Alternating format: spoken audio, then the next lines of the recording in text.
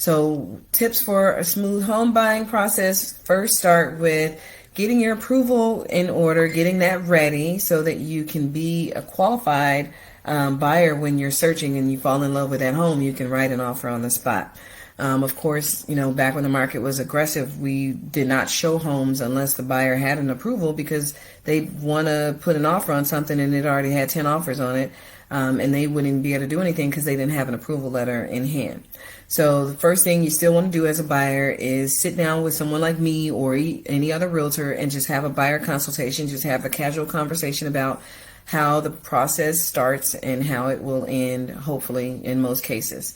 I do have buyer consultations on occasion, and I provide buyer guides to people so that they can see the process from start to finish, and frequently asked questions are included in that buyer's guide.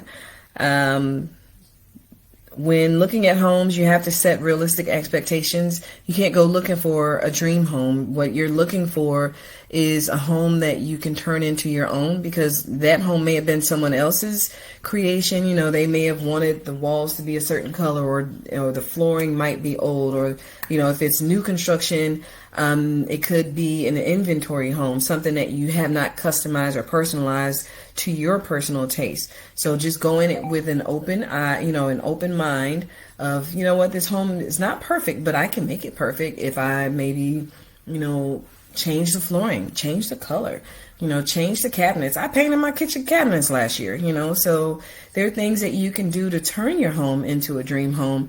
But if you set this expectation that your home has to have, it's okay to have a list of wants and then a list of needs, but you have to be a little flexible on some of that sometimes, because there's no home that's going to be 100% perfect. So you have to decide what is a want, what is a need, and what are you willing to be flexible on, what you're willing to change, and then what else?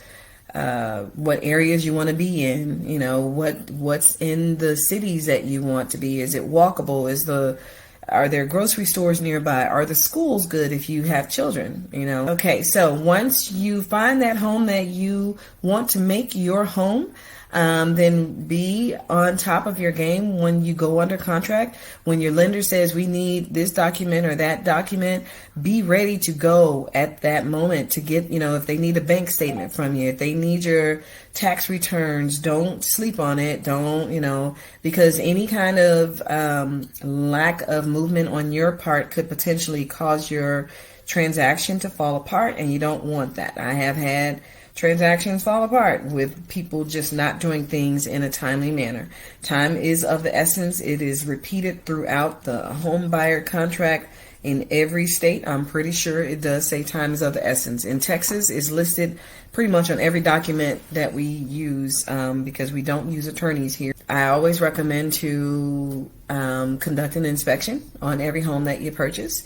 If you don't, you are taking the risk of buying someone else's, defects. So you don't know what's going on in the plumbing. You don't know what's going on with that sprinkler system. You don't know what's going on with that roof.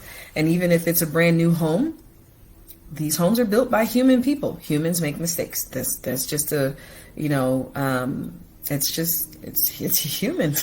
So, and I've had people say, you know what, I'm not going to get an inspection. I'll make them sign something saying, I'm not getting an inspection, because if anything comes up later on down the road, you find mold, you find, something that was installed incorrectly, and now you have to get a whole new electrical panel or something.